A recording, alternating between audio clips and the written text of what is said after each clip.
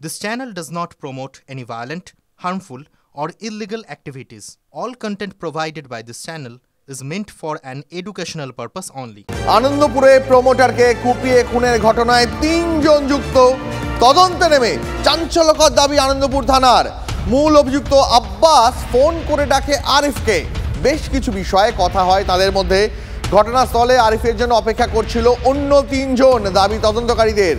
এলাকার CCTV footage খতিয়ে দেখছে পুলিশ। আরিফ তৃণমূল কর্মী ছিল বলে দাবি স্থানীয়দের। গতকাল বাড়ির কাছেই আরিফকে কুপিয়ে খুনের অভিযোগ ওঠে 3 জনের বিরুদ্ধে।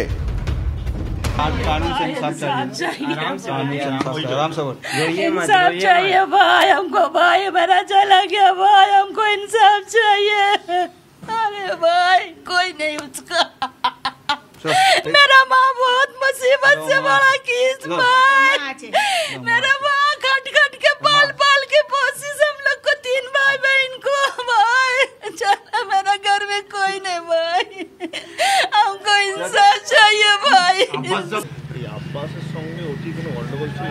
কোনো নেই, কি কিসের জন্য মেরেছে ও তো আব্বাসে বলতে পারবে। হ্যাঁ, আমার সালু আছে, দুটো ছোট ছোট বাচ্চা আছে, আমি বড় সালু আছি। উনি ব্যাগের কাজ করতেন, ঠিক আছে, একটু সোশ্যাল ওয়ার্ক করতেন। ভালো ছেলে প্রমোটিংয়ের টুকটাক কাজ তো পাড়ার ছেলে করেই, ঠিক আছে, কিন্তু এটা প্রমোটিং নিয়ে কোনো ঝামেলা নেই। এটা কেন মারলো, ওদের কি ঝামেলা আমি বলতে পারছি না। হ্যাঁ, আব্বাস কি কাজ করতো ও জানা নেই আমার কি কাজ করতো। ও কি করতো? প্রমোটিং করতো। প্রমোটিং আগে করতো, এখনো হ্যাঁ কাজ পেলে করে, নাহলে হ্যাঁ তৃণমূল করতো। হ্যাঁ, পার্টি করে, পার্টির লোক ছিল, পার্টির কাজ করতো। আরিফ খান কি কাজ, কি কোন দল করতো? টিএমসি। হ্যাঁ, আনন্দপুর থানা এলাকার এই যে তপসিয়া রোডে যে আরিফ খান যাকে খুন করা হয়েছে, পুলিশ তদন্তে নেমেছে, আনন্দপুর থানা তদন্তে নেবে। এক প্রকার নিশ্চিত যে এই ঘটনায় 3 জন যুক্ত।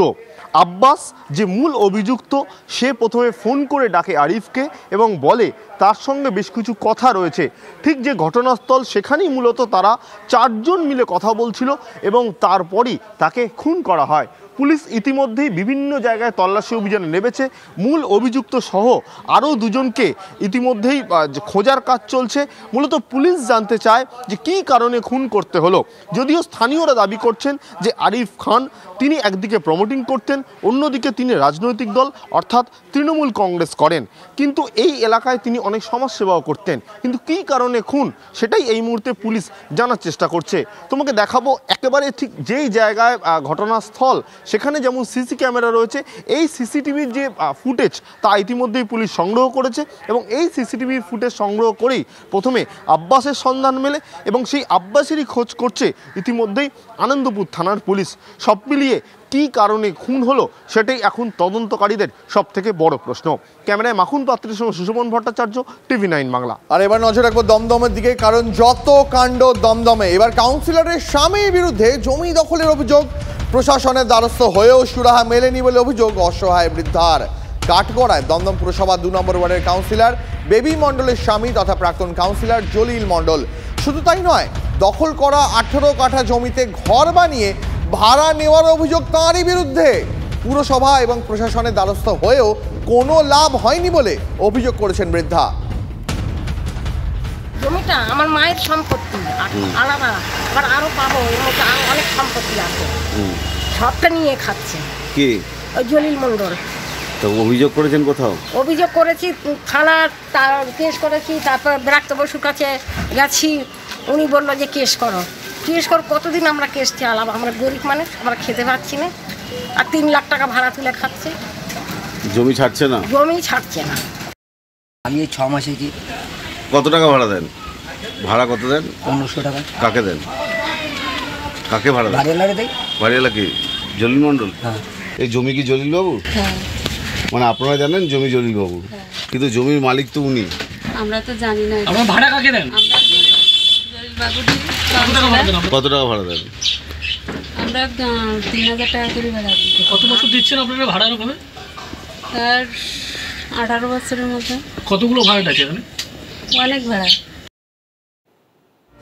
সহকর্মী রঞ্জিত ধর রয়েছেন আমাদের সঙ্গে টেলিফোন লাইনে। রঞ্জিত, কি অভিযোগ? বৃদ্ধা তিনি তো অভিযোগ করছেন যে তার জায়গায় বাড়ি তুলে সেই বাড়ির ভাড়া আদায় করছে আরেকজন। একদমই দেখো দীপ, যে এবার কাউন্সিলরের স্বামীর বিরুদ্ধে জমি দখলের অভিযোগ এবং প্রশাসনের দরজায় একাধিকবার করা নাড়লেও কোনো সুরাহা মেলেনি সেই বৃদ্ধার। এবং ঘটনাটি আমি বলি, দমদম পুরসভার 2 নম্বর এলাকার কাউন্সিলর বেবি মণ্ডলের স্বামী প্রাক্তন কাউন্সিলর জলিল মণ্ডলের বিরুদ্ধে এক বৃদ্ধার জমি দখলের অভিযোগ উঠল। শুধু তাই নয়, ওই জমিতে যৌতুকগৃহের ন্যায় ভাড়া বসিয়ে সেই ভাড়া তোলার অভিযোগ এই কাউন্সিলরের বিরুদ্ধে। বৃদ্ধার দাবি তিনি প্রশাসনের কাছে গিয়েছেন, আবেদন করেছেন, তা সত্ত্বেও মেলেনি জমি। তিনি দক্ষিণ দমদম পুরসভার পুরপ্রধান, উপপুরপ্রধানের দ্বারস্থ হয়েছেন। কিন্তু আমরা যখন পুরপ্রধান হরিন্দর সিং এর কাছে যাই, তিনি কিন্তু অকপটে আমাদের জানান যে এই ধরনের কোনো অভিযোগ তার কাছে আসেনি, যদি আসে তাহলে উপযুক্ত ব্যবস্থা গ্রহণ করবে। এবং প্রায় 18 কাঠার মতো জমি ভাই বোনেদের পৈতৃক সম্পত্তি, সেই পৈতৃক সম্পত্তি কিন্তু একেবারে জোর করে তার উপরে কিন্তু ঘর বসিয়ে, বেআইনিভাবে ঘর বসিয়ে সেই ঘরের ভাড়া কিন্তু তুলছেন এই তৃণমূল কাউন্সিলরের স্বামী তথা প্রাক্তন কাউন্সিলর। রঞ্জিত, আজব অভিযোগ। আর কি অভিযোগ কাউন্সিলরদের বিরুদ্ধে উঠবে সে জানে, কিন্তু এই জমি বিবাদের জেরে কাউন্সিলরের স্বামীর সঙ্গে মামলাও চলছে। তার মামলা চলাকালীন কিভাবে একটা জমিতে ভাড়া বসিয়ে দিলেন কাউন্সিলরের স্বামী, এই প্রশ্ন তো উঠছেই। অভিযোগ পেলে কিন্তু যথাযথ ব্যবস্থা নেওয়ার আশ্বাস দিয়েছেন দমদম পুরসভার পুরপ্রধান হরেন্দ্র সিং। কি বলছেন তিনি, শুনুন। আমার কাছে এরকম কোনো রিপোর্ট, কোনো কারো যদি জমি দখল বা আছে, এরকম কোনো পৌরসভাকে আমাদের জানায়নি, আর আমার নলেজে নেই। স্থানীয় মানুষজন অভিযোগ করছেন। এই স্থানীয় মানুষজন তো আমার কাছে আসেনি, আমার কাছে এসে কেউ বলিনি, একজনও বলিনি যে আমাদের জায়গা দখল করেছে বা এ করেছে, আমার কাছে কেউ আসেনি। অভিযোগ পেলে কি ব্যবস্থা নেবেন? অভিযোগ পেলে আইনি যে ব্যবস্থা নেওয়ার আমরা নেব।